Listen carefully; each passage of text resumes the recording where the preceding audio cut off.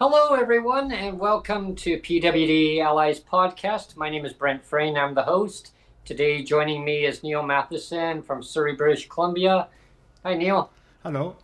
And I'm coming to you from the capital region of British Columbia, Victoria, BC, not too far from the BC legislature, where I go from time to time to go and sit into proceedings and see what's going on out there.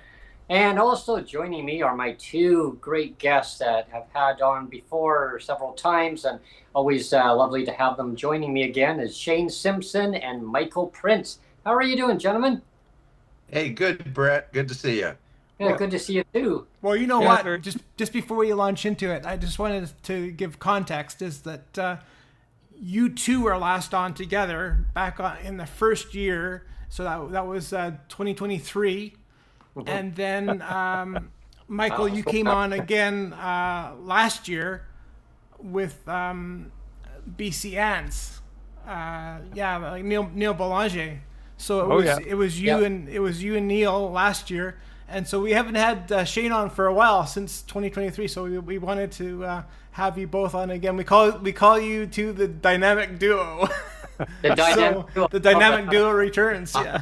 Yeah. I don't know how dynamic we are for a couple of old guys. we're a duo. Yeah. So Yeah. I didn't know if do we want to talk about the Canada Disability Benefit and how it's not. Yeah, definitely. What a mess that Canada Disability Benefit is. Wow. I mean, we're almost getting closer to the end of 2025. I mean, halfway through December already, and it still was not even up to the original the announcement that it was supposed to be launched at, and it's federal government's just dragging their heels as much as they can on it. So, Michael, Yep. what are you hearing about this? Well, just to remind your viewers, Brent, we were waiting because of the spring election in Canada. We normally would have had a federal budget, in March or April. Of course, we didn't. So it was much anticipated a fall budget, which we finally saw. People in the disability community, of course, have been pushing since the budget of 2023 for something significant as a major investment in tackling poverty for people with disabilities, low income. Disappointed in the 2024 budget. So there's big hopes. It really didn't figure in the federal election. A lot of issues didn't figure in the federal election. As you know, that was about Mark Carney, Donald Trump, and other bigger issues which dominated the campaign. But in the budget, further disappointment, as you say, Brent. No increase in the monthly amounts. The maximum monthly amount of $200 remains that. Of course, most Canadians who are eligible will not get the $200. They'll get an amount less than that.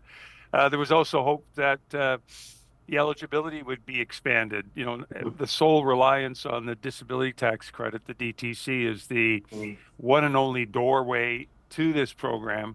Was a huge frustration for the community, as you know. Not a single disability group in the country called for that. I think some groups said, well, if you're going to use the DTC, for goodness sakes, complement it with other doorways or gateways to accessing the new disability benefit. They could have used the Canada Pension Plan Disability Program, veterans eligibility.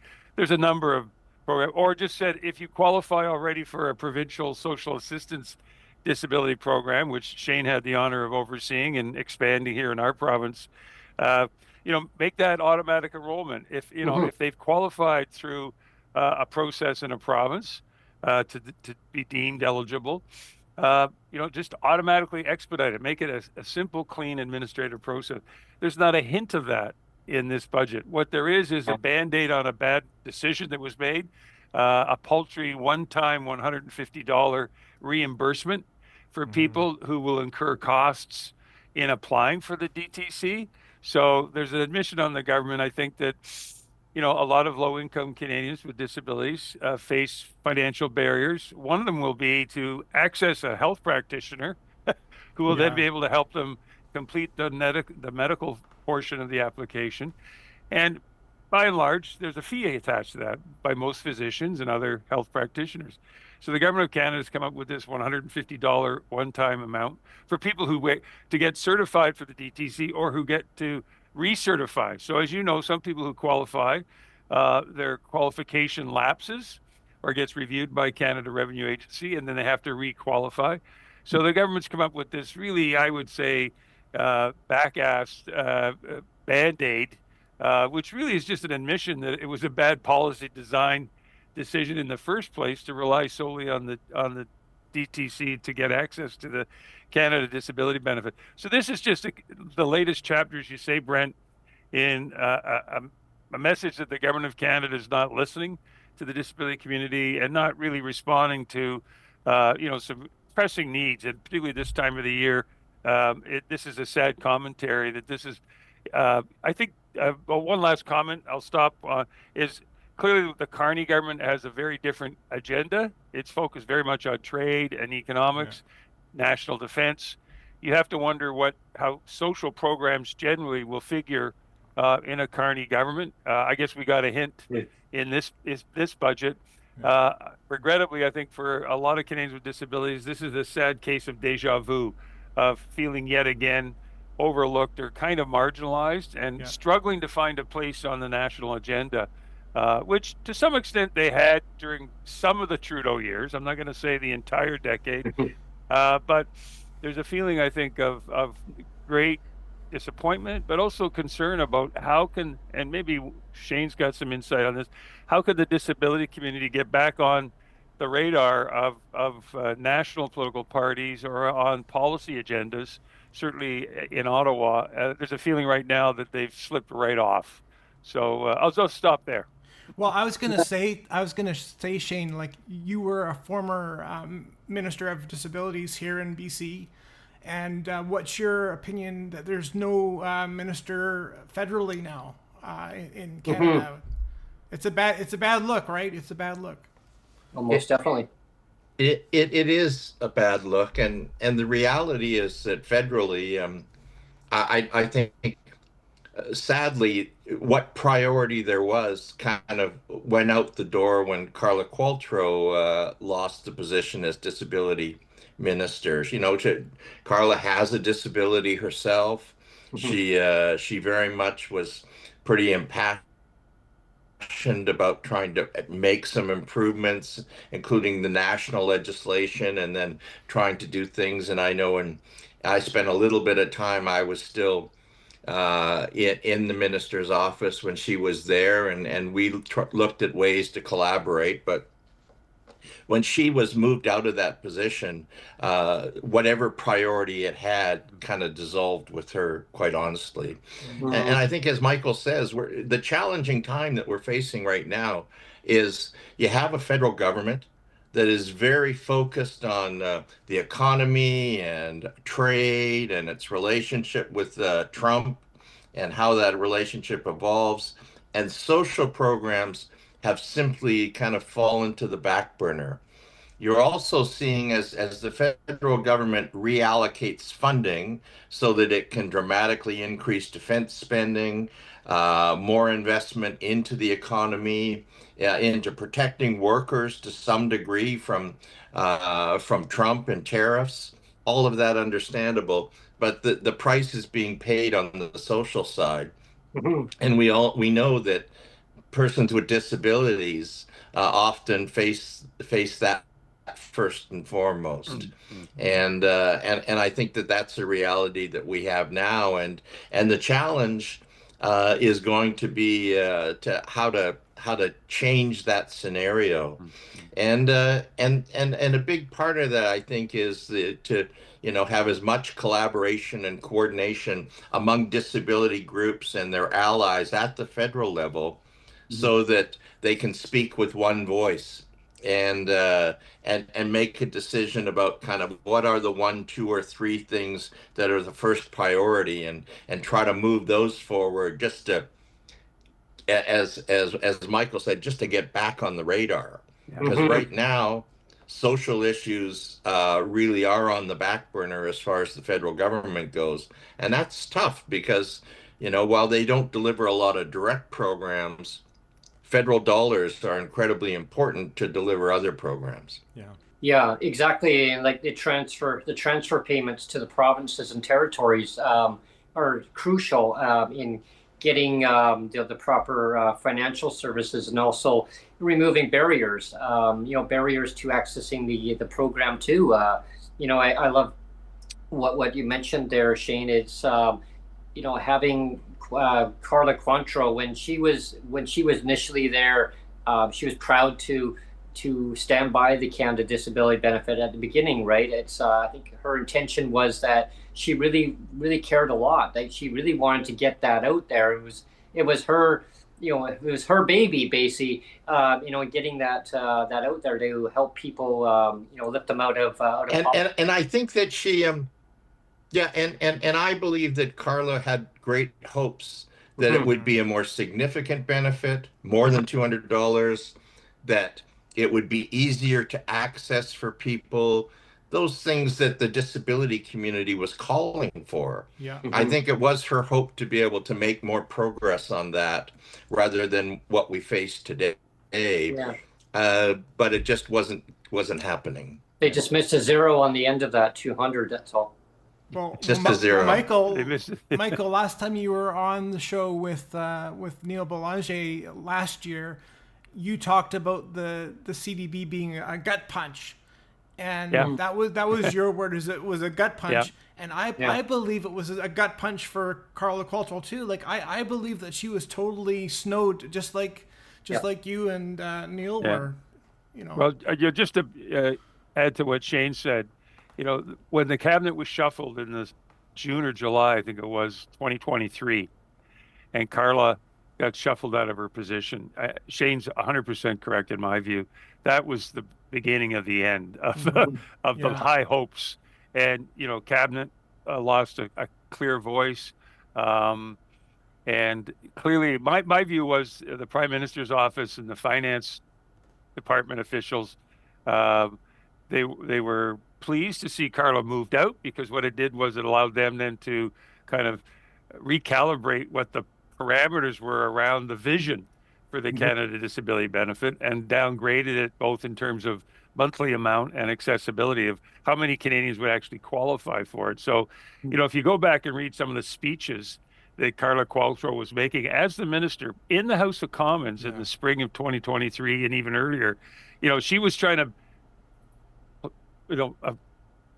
benchmark, or, you know, flag, the aspirations and the goals. And I think at some point, she was talking about lifting hundreds of thousands of people out of poverty in a Mhm. pretty short time. I mean, to make that work, or to give those words meaning, would have been a far more robust monthly amount, as Shane said. I heard that when the budget was rolled out, people in the department, Employment and Social Development Canada, that was not their number either. I mean, the number that they had submitted, even under a different minister, after Carla was gone, had more ambition. It had been rolled back from Carla's vision, but even that vision got further rolled back by people in the Prime Minister's office and finance. And so, yeah, the $200, I thought it was a typo Yeah. Yeah. when I first read the budget. Yeah, and so I think Shane picks up on a good point. The movement itself has to kind of dust itself off, and really focus on one or two key priorities. It's easy to go and meet a minister, like when Shane was a minister, and have a Christmas list of 28 things. Well, the minister says, "Look, I've got 15 or 20 people, cabinet colleagues. We're all going to ask the finance minister or treasury board for money for this group or for that group. You gotta focus. You gotta give Yeah. me a clear one or two, Yeah. and you've got to really have a groundswell of support out there that helps me move that message. And right now, I think, quite frankly, the movement's in shock. And I've heard people say, Shane, who've been in the business of lobbying and aspiring for a better inclusive Canada for 30, 35 years, saying, uh, that this has been the bleakest time in Ottawa since the Carney pivot, and just before the budget of 2024. So you're getting some old veterans who are kind of scratching their heads saying, we don't know how to get traction again. And so there may be a period of where there is, as Shane said, an opportunity for groups to get together, strategize, get a clear sense of your one or two top, and figure out a message that reconnects the Canadians. Because, right now there's this discussion around defense. People are feeling more nationalistic, and as Shane said too, importantly, and I want to acknowledge this, the government is providing funding to protect workers and some businesses as they did during COVID. Those are important sort of social protection functions of the government of Canada. They've got the pockets to do it that a lot of provinces can't. So I want to acknowledge that. But uh, after that, there's got to be, we had these problems and challenges before Trump. We still got them. It's like we had problems before COVID. We've got them still after. And, Exactly. so these are systemic issues. How do we reconnect to both the public, policymakers, and their parties? We're in a transition right now, but I think take that time to really regroup and refocus. And I Yeah. think, I think that there really needs to be that conversation in the sector. And I don't know what discussions are going on. It may be happening for all I know, but Mhm. the sector does need to get down and make a determination about what are the one or two, three things that are achievable that will Yeah. make it better, and Mhm. focus on that. Because I certainly know in my time as minister, whenever people came in with a shopping list and said, we've got 12 things on our list that government has to Yeah. do, the first thing that told me was this group doesn't know what its priorities are. Yeah. And because if they got a dozen things, now they come in and say, we got two things or three things, and we're going to push those, and we're not letting go of those until we see some progress. Mhm. The opportunity, the possibility of success is much greater, I believe. And also, you're trying to educate politicians and bureaucrats on these issues. You're never going to educate them on 12 things. You might Yeah. be able to educate them on one or two. Yeah. Yeah. Yeah, and that's what we can talk about, Brent, is that we Mhm. always talk about like probably the biggest problem with a lot of the disability advocacy groups is that a lot can't come to some sort of mutual agreement on things. Like there's always kind of infighting. Like you're arguing for this. Why are you arguing for this? And you should be Yeah. arguing for Yeah. this. And so there's a lot of tension between advocacy groups, and it doesn't really serve it. It's really destructive, and I think in some ways, federally and provincially across the country, governments kind of depend on there being a disconnect, because it's like, well, if they're fighting amongst themselves, then it's something, it kind of takes the heat off us, maybe, right? But Yeah, and one of the hot topics, regarding persons with disabilities. I mean, in BC and across Canada. I mean, and people on low income. I mean, seniors, is having a fixed amount for rent. I mean, that's a huge hot topic these days. Is the affordability of finding affordable housing. Mhm. Now, Shane, like since you were a former minister, like I've mentioned to the current minister before about this in different meetings and over time, but I just wanted your overview, and even Michael, I mean, you could maybe Mhm. chime into this too, but having rent like rent geared to income for persons with disabilities in the market sector and market housing. Like right now, the BC provincial government has the two programs. One which Shane, you'd be familiar with, is the Safers program for seniors, and then also the RAP, which is the rental assistance program. Having the rental assistance program extended over to PWD and market housing, because right now they don't get that. They just get the shelter rate. It's based on their shelter rate, under courtesy support and shelter. If you're there in subsidized housing, it doesn't, it's already rent geared to income, so they automatically get that. What would be, do you think that would be easy to do? I know that there's probably a lot of dollar amounts that are probably attached to that, I would think, in order to make that happen. But it would keep people housed. It would give them more opportunity to find housing within the market sector, where I know that the BC government's building a lot of housing, like they, through contractors, and they're making progress. But also within market housing, people with disabilities, and they're probably closer to like accessible like for shopping, medical appointments and stuff. For BC housing, you might be, but might not be, or you might be closer to family and market housing. So what is your guy? I'll start with you, Shane, first, and then Michael will get to your take on it too. Well, housing is a huge challenge. Mm-hmm. And it's a huge challenge because we don't have enough social housing. Mm-hmm. And the reality is the market is what it is. And the market is challenging for people, who are making $20 an hour, let alone people who are living on PWD. Mm-hmm. And so how you get around that. I do think though that um, there's absolutely an appreciation and understanding in government that I think, about the importance of housing. And if you want to help people address their other issues, you got to know where you're going to hang your hat at the end of the day, in a safe, secure place if you're going to deal with other challenges you might have, whether it's a disability and the complexity of your disability, whether it's a mental health issue, whether it's an addiction issue, whether it's just being poor. Mm-hmm. And so I think that has to continue to be an area. And if I was going to, pick a couple of areas to focus on, housing would be one because there's an acknowledgement, I think, among people and about how challenging it is to find affordability.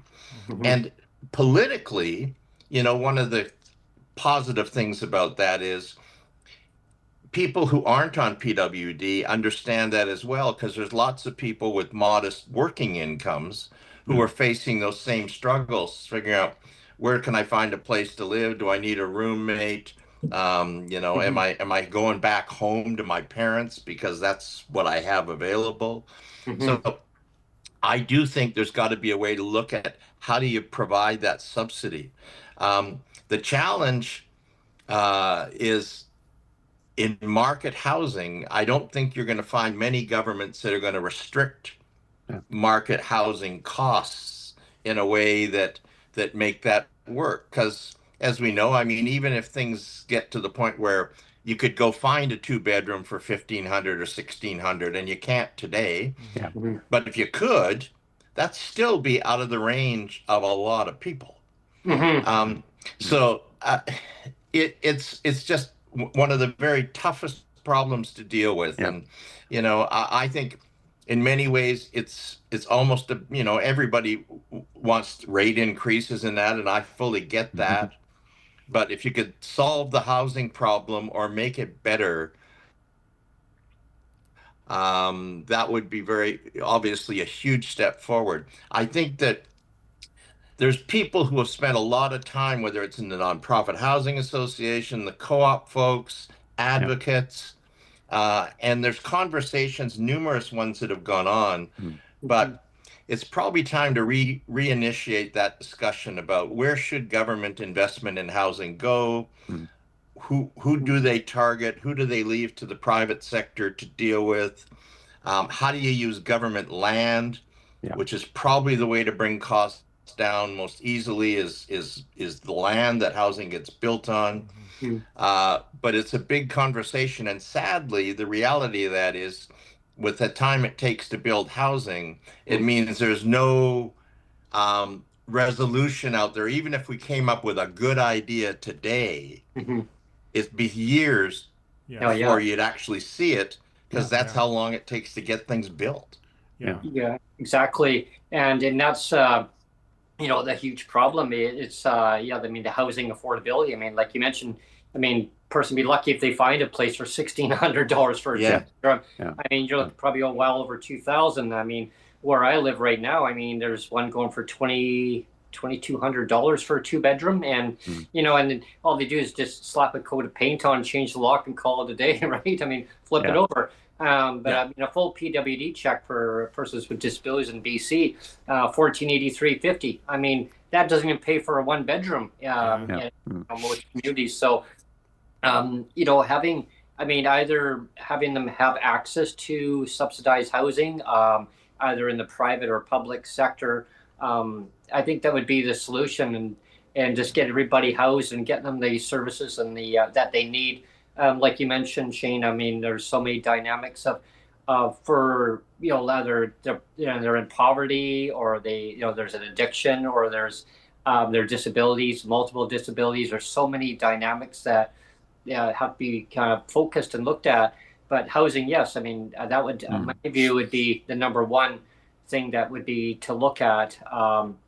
I guess there's no easy solution of that. I mean, I know that like some of my friends that used to live just a couple doors down from where I live, they moved to Winnipeg, but they were in market housing, but they are actually under like another, I guess, a government program that they had a caseworker who came in once a month and make sure everything was running smoothly for them. And Yeah.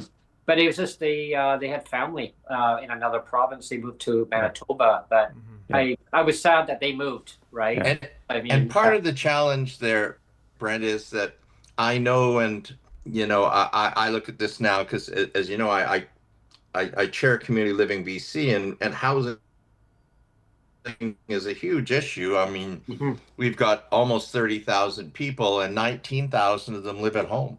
Oh wow. And lots of them want to be there, but for lots of them, they want to be independent and Mhm. they want to get out on their own, but making it happen is challenging. Yeah. And we've been able to identify some rent subsidy supports, but it's limited, and Mm, there's only so many of them, and there's not nearly enough to meet the need. It's not even close. exactly. Well, I Yeah. wanted to maybe get Michael's opinion, and you Yeah. can you Yeah. can chime in as well, Shane. But uh, like we've talked about too, like would it be a solution to get rid of the shelter portion and just make one check? Would that be a solution? Yes or no? Yes, it would help. Yeah. Okay. Yeah. What I do you know. what do you say, Michael? Yeah. Well, I remember talking to this when Shane and I had different jobs 3 or 4 or 5 years ago. Yeah, I think Shane's been very clear both when he was minister and Yeah. when he was critic, and since he's out of politics again in government. Uh, yeah, some provinces they've blended, others it's specific. Manitoba actually has an interesting rent assist program that was brought in by an NDP government there a number of years ago. I just want let me just add again the federal perspective here. And so in September, the Carney government did announce what they're calling Build Canada Homes. It's a Mm, new federal agency. He's got a new one on defense procurement. He's setting up 2 or 3 new agencies, um, which is interesting that he's not relying solely on CMHC and other existing federal agencies, but yeah. uh, and this is to build 2 or 3 goals. One is to tackle homelessness by, and it'll be interesting to watch what this actually means for a province like BC and disability communities. Uh, Expanding transitional and supportive housing, in partnership with provinces and municipalities. Another phrase they used in the budget recently was that to build deeply affordable community and co-op housing for low-income households. So that to me goes, okay, the community needs to zero in on that and look at what does that mean, and what does it mean for a province like BC that was one of the ones historically through the 90s and through the 2000s remained committed to social housing in this country. Most governments walked away in the 90s, Mhm. including the federal government. BC did not, but but we still have a backlog. We have some challenges there, but so there's a commitment here. As Shane said, this takes time. You Mhm. just don't turn on a tap and it starts to flow. Yeah. We're talking land acquisition and preparation and approvals and construction, et cetera, et cetera. But uh, and there's a commitment to a great acceleration of non-market housing in this country by governments and the current. So this is a place where, again, I should qualify what I said earlier. This is a place where there's a possibility that social policy at the federal level is still alive. It's Mhm. embedded within this more of an infrastructure conversation. Uh, the key for the disability sector is to make sure that when people say build baby build or build faster, Yeah. that we don't build congregated, segregated housing again. So again, people in the intellectual developmental community are very alive to this concern that when governments start talking about, well, we're going to build 400 units here or 300 units here, and there's a worry that people either will not get included or they'll be segregated. Mm. And so, and kind of almost reinstitutionalizing in a backward way. So we need to have that conversation. So it seems to me there is an opportunity, but um, to take time. But it's a good back to Shane's earlier point. Is this one of the one or two top priorities or three top priorities at this moment in Canada? The disability sector collectively could say, yeah, affordable housing, inclusive housing, Mhm. an expansion of non-market, in particular co-op, nonprofit, etc. Mhm. We have organizations like Inclusion Canada through its associations. They own a fair bit of real estate across the Yeah. country. Uh, so does the Kiwanis and Lions. We've got a lot of service clubs that are sitting on some real estate, as well as Crown land. We have a lot of public land. Uh, but again, there's an opportunity here to see what's achievable. How do we educate the bureaucrats and the politicians? And provincially, how do we make sure that, and the Premier's been very good at that, the BC gets its fair share of these national federal initiatives. And so this housing one on Build Canada Homes, this new federal agency, I don't know much about it. It's just been announced back in September. But it seemed to me there's a new window there of possibility that also with some risks, as I say, around segregation, but some possibilities of partnering and getting dollars flowing. As Shane said, Ottawa doesn't deliver a lot, but it does have purse strings, and this is another case where both federal land and federal transfers could be very important. And Yeah, I and think your point's well taken. that's a good topic on that, because if you get people more into subsidized or like social housing, subsidized housing, either co-op, builds, or any type of housing sector like that, the more money that they're going to have in their pocket, then they can put that money back locally to help local businesses. They can buy more healthy food. They could put, just better their well-being in so many ways, and it puts less strain on our healthcare system too, right? Because Yeah. if people are putting more money into market housing and feeding the big corporations, right? They don't need the money. I mean, it's keeping their shareholders happy, and as long as you can pay your rent. But Yeah. from what I'm hearing, like I got a couple, neighbors who live in actually the same company that I rent from, but it's managed by a different management company. And they have a lot of people in that building that are PWD. And what I'm hearing, Shane and Michael, is they would love to have like subsidized housing. But again, some of the programs can get extended over to their building. Like you mentioned, Shane, that you're the chair for CLBC, but like some of them do get the care in their building through that program, which is awesome. And they've got seniors in the building under Safers. And from what I'm hearing, this as an overall view is they're saying that, yeah, just make it more unified and get rid of that. I like what you said, to get rid of the shelter, and that's what I'm hearing too. Like, get rid of that damn shelter. And I said, yeah, I know, right? I So think it would simplify things, right? I mean, it yeah, would just create one less hurdle, yeah, maybe. Well, it does a couple of things. One is I always thought that the shelter support was a bit of a red herring because, the reality is people get a check every month and then they figure out how to manage their life with Right. whatever money they have. And yeah, Yeah. and the thing that, of course, the shelter portion did that was challenging is that if you had no fixed address, right. then you didn't get that portion or you didn't get most of it. And that was a challenge as well. And Yeah. I so I think that is there. But getting back on the housing and the federal government a little Mhm. bit, I know that as Michael said, most of the provinces walked away from housing largely when the Yeah. federal government, I think it was Martin, Yeah. Paul Martin was the prime Yeah. minister of the Yeah. day, kind of essentially canceled the housing programs. Mm. Um, and and they brought them back. Trudeau brought them back to some degree, but not much. And now Carney has made a lot of noise about enhancing housing and putting significant money in Yep.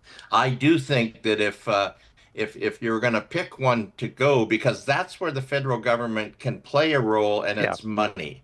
Mhm. And absolutely, it could. The federal government turned around tomorrow and said, British Columbia, we've got X hundreds of millions, $1 billion for you. Let's develop a program that supports people. There would be a conversation to be had about what that looked like pretty quick. Yeah. And I think that that's, and if you say it's going to be in the private sector, that's okay if you're providing some kind of support and subsidy and saying the private sector may build that housing as Mhm. well. I'm a big co-op fan, but we know how long it takes for those things to happen. You know, this is a time we have a new housing minister that knows BC pretty well, and Gregor Robertson, you Yes. know, was the mayor of Vancouver. He was the mayor who said when he was first elected mayor, he was going to end homelessness. He didn't, but it wasn't because he didn't try. I mean, I think he made some serious efforts. It just wasn't there to be done.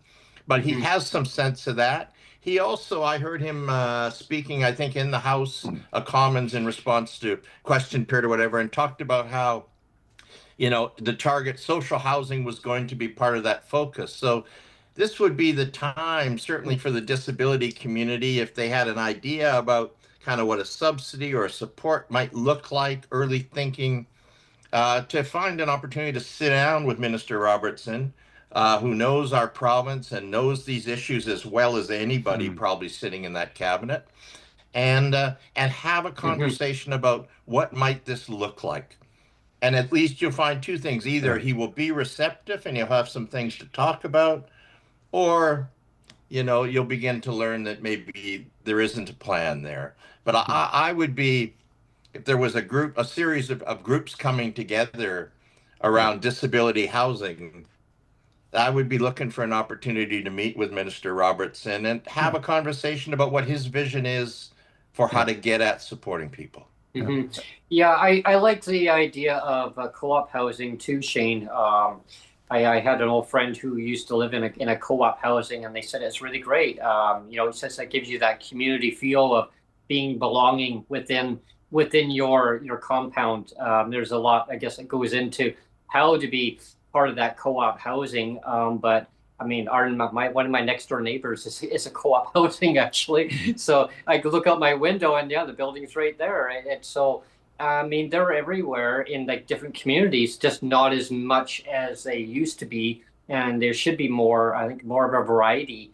I guess one other topic that I would like to dive into, I just wanted to get your both your views on it is, the crisis supplement, Shane, under MSDPR where you basically you can ask for a crisis supplement. I think once a year you can get a housing or not a housing a clothing supplement, and I think now you can actually ask once a month to get a crisis supplement of like $50. What is your view? I mean, do you?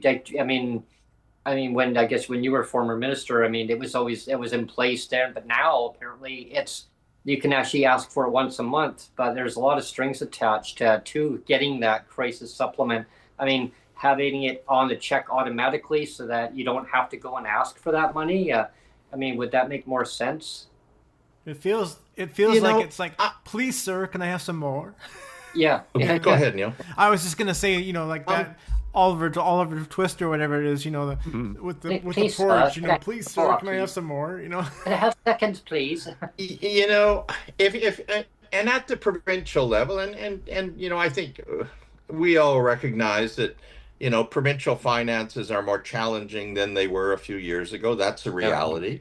yeah. Um, the government made a commitment, you know, that they weren't going to, efficiencies were not going to be created on, established on the backs of the most vulnerable. And in Hmm. terms of not cutting back, I think that they've fulfilled that. I certainly know when I look at the Mm. budgets that we have at CLBC, nobody's asking us to reduce our funding in areas around service delivery. We're being a little more efficient on the admin side, but not looking to cut anything. So, and I think that you saw it with Minister Malcolmson, the Hmm. changes, the spousal benefit Mm. changes Mm. Yes, yes. that recently happened. These are the kind of things, and we've seen some other changes. I made a few, but I know Minister Simon, Minister Malcolmson have also advanced that. the area around how these crisis grants get given, that's an area too where there's organizations in the disability community that understand those things very well.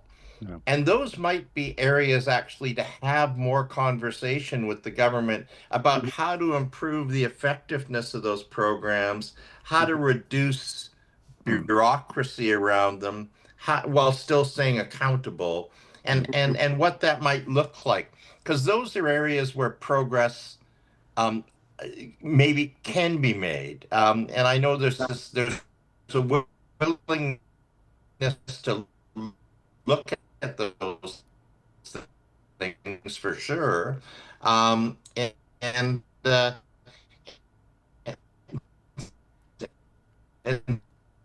so I'm my on. I'm wondering if you paid your cable bill, Shane. point, Is he well, frozen or? You're frozen a little bit, Shane. Did you pay your cable well bill this month? taken, Brent, that there Yeah. may be a kind of how do you start that discussion? Um, back. Oh, he was I'm just seeing cutting out. Michael That's all, frozen. Shane. That's all. It was just kind of like just. Yeah, you're still cut. Hopefully, you're not cutting out anymore. You cut out for a little bit there, so hopefully you're back. Oh, he's frozen now. Yeah, he'll come So, back. Michael, it's Yeah. your show now. Yeah, no, yeah. Just to build on what Shane was saying, there are those. There's the crisis supplement. There's nutritional supplements, and I know Shane looked at some of these when he was minister. There's a whole host of these discretionary, relatively modest additions. How those came about historically were when and this goes back decades and decades and decades as we were building social assistance programs across the country. Um, you know, Welfare administrators appreciated that one way to improve programs, besides saying raise the rates, which of course always gets asked, and of course Yeah. most governments, most time, finance and treasury departments say we haven't got that kind of money. Yeah. So you look at more specific elements within the overall program and say, well, what about for funerals, or what about for transportation, or what about for clothing, All or the what about for additional medication or health supplements or Yeah. something with it, and it's what my father, who was a salesman, say: if you can't talk about the big bucks, talk about the nickels and dimes and quarters, and they add up. Yeah. Oh, yeah. And sometimes those can be the achievable ones during tighter times when the general conversation across the government is ministers are being asked for reductions or freezes. You can still push the string a bit if you could say, look, here's this health supplement. It hasn't been looked at for 15 years, or here's this emergency benefit. It hasn't been looked at for donkey's years. Uh, it's not a big ask, but it's going to really improve the lives of, 1,700 people instantly, or whatever. And you can come up with that's kind of the micro advocacy, right? It's very targeted. And as Shane said, the Disability Alliance of BC, the Plan Institute, the Neil Belanger's with his organization at BCANS, they're at the cold face of these programs. They know the nitty gritty. They know the nuts and bolts, and they could have a conversation that's very different from what we were talking about earlier, which is the big strategic conversation in Ottawa or nationally about federal provincial relations and all that. This is very on the ground, very meaningful, and there is expertise there in these groups. And a similar conversation, like Shane was saying about asking Minister Robertson, what's his vision? Go to Minister Malcolmson and say, look, we appreciate that these are tough times, but where's some opportunities? Some very strategic, targeted, meaningful. Some might call them irritants, even, because there may be paperwork, and which actually and then may actually result in some savings for the department administratively. So you find some win-wins there. Well, It's not just about more money for people in the community. It's also about improving the systems. Yeah, you just hit the nail on the head there, Michael, because I was going to say, like, we were talking about getting rid of the shelter amount earlier, and I just think if to carry that over, if you actually got rid of all the supplement that's hidden away, that's kind of gated, it's gated money, right? If you got rid of that and just however much money it would be, like $10 more on a check, if you did that instead, I think there's quite a bit of money that's locked away behind or gated behind there, right? So Yeah. I'm just saying, would it be worth it to just get rid of the supplement and just add it to the check and have one check and not the The shelter. shelter and then Yeah. the supports, like just keep it simple and get rid of all the gated money and Less just administration. and just have the government set whatever money they want to put on the check, but like Right. just get rid of all the stuff that's hidden, because as you kind of alluded to, Michael, like when you have all this gated money, like it requires manpower to administer all that gated money as well, right? And so maybe if you didn't have all the gated money, you'd have less manpower. You needed to a lot to that as well. So Well, yeah, I don't know. allocate the current revenue that's actually within, rather than asking for more, because then Yeah. you actually Yeah. utilize it on. Yeah, I mean, because there's a lot of check marks that need to be checked Yeah. off. Yep. Did they access this, or are they eligible for this? And rather than just putting it on, and then having I to. don't know. It's I think Couple it's a of six points. of one, half done, and it doesn't. Yeah. Well, there's an attractive simplicity to that, and Yeah. it's like tax reform when people say, let's just have one tax, let's simplify or one check. The reason why we have these in part is human diversity. Even within the disability community, there is a variety. So there's equity issues of, well, if we all gave you a flat amount, there'd still be people within 6 months or a year from now, Neil, that would come back and say, I've got an additional or extraordinary costs. Sure. And then the second reality would be there's still going to be emergencies. Yeah. So no matter what bureaucracy or policy we come up with, Yeah. that's just the human condition. So again, let's have a conversation about it. There may be room for simplicity, but I don't approach this thinking that we'd be able to eliminate or want to eliminate some of these supplements, because I think they're a response to human diversity and complexity. And Yeah. secondly, there's always going to be emergencies through no fault of people's own circumstances. And I wouldn't want to victimize people by saying, you should have figured this all out. We gave you the Yeah. check. Yeah. So I don't know what Jane's thoughts are, but I think, can the system be simplified? Yeah. Can we eliminate them? I don't know if that's the right conversation to be having, quite frankly. Okay. Mhm. Can you hear me? Yeah. Yeah. We can hear you now. All right. We can hear you. That's all good. Yeah, I agree with Michael on this. I think kind of let's find a one size fits all for people is a challenge. Everybody is different. People's needs are different. And we know that if you did kind of say, okay, we're going to take all of those supports and turn it into an extra 25 or 50 or whatever it is dollars on a check, that would be good. But it wouldn't be very long before people with real needs would be coming and saying, Right. I have other needs that aren't met by this, and I need some extra help. So I think that's a hard one to do. And especially for things, if you think that money is needs-based money, you want to keep to a minimum the requirement to justify it and minimize that as much as you can. But it's still going to be based on that. So I don't think that solves our problem.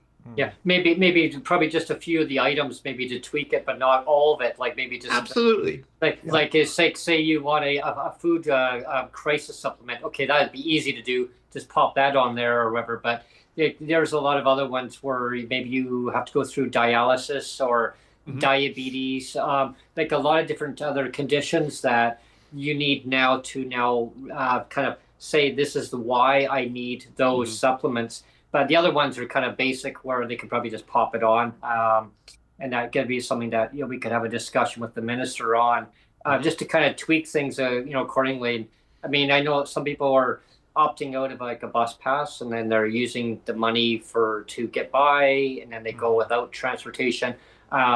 Yeah, I mean, I think that's a good system, Shane. Like when we had that the bus pass fiasco thing way back. But I think a lot of people are opted into it too, right? Because they need their transportation to get to and from. And again, it's about accessibility, being close to the stores that they need and having housing built around the hub, around around the transportation, and making that it's affordable. I think it's kind of intertwining all these things, and the healthcare too, because like it puts less strain on the healthcare, and I mean, so many things to advocate for. But And so little time, Brent. We've come to yeah, the end of the hour already. I know how fast it goes by, right? And but one of the things that I always advocate for is just about the housing. Is the number one is that sure, I'd love to see the rates increase, but I think getting people the access to subsidized housing is the number one key, because now they're going to have more money in their pocket. Yeah. Which, rather than asking, needing an increase, not saying don't. People watching this going, no, are you saying don't give us an increase? What I'm saying is yes. I mean, when the government can give an increase, but what I'm saying is get people access to subsidized housing, so now they got more money in their pocket, and that's like it getting an increase, right? So now you put that money back in to the community, wherever it may go, and now it's the same thing as paying high market rent, but now you're paying subsidized, and you're getting all that extra money. So it's like getting a rate increase, and tying the rates to inflation too. Making life more affordable for people can be done in a variety of ways. Yeah. And I would agree with you that I think the top of the list probably is safe, secure, affordable housing. Yeah. And if you can figure out how to keep people safe and secure housing that they can afford, the rest of things can begin to get dealt with. Yeah. And tying the rates to inflation too. Yeah. Well, as just to connect two nice themes there, Brent, that you've been touching on today. Housing we historically think of as a great way to, prime the pump of the economy, right? It's a great way to stimulate through housing construction, jobs. It stimulates all sorts of trades. It's a great way to reinvest in communities. Shane's also pointed out it's a profound social determinant of health and well-being. Address housing. Along with others, but it's a virtuous priority, housing, because it speaks to both economic growth and prosperity, but also social security and justice and decency. And so, when you can package that together like that and make that a convincing argument, and people say, yeah, I can see both sides of that equation. I can see the economic arguments. I can see the social. Then you've got a better song to sing. And be in harmony with other groups and move that forward. And just one last thing. I think next spring or summer, the BC Accessibility Act, which again Shane was very much involved with, is coming up for its first review. I think independent review. And so that's an opportunity for the sector to think about what its experience has been so far under the legislation, what issues it wants to kind of raise and move forward. So in addition to all the stuff we've been talking about today, there's one on the radar that's coming that I think is quite important and significant for you and your listeners. So I think you probably could do some nice shows on that heading into the spring, and probably you'll invite Shane back, I would suspect. Oh, absolutely. I think, that's a great point, Michael, and it's coming up for review, and there's lots more that could be done with that legislation, and it would be a great place to step off the conversation about accessibility and inclusion, and what does that mean for persons with disabilities, and how do you make that real?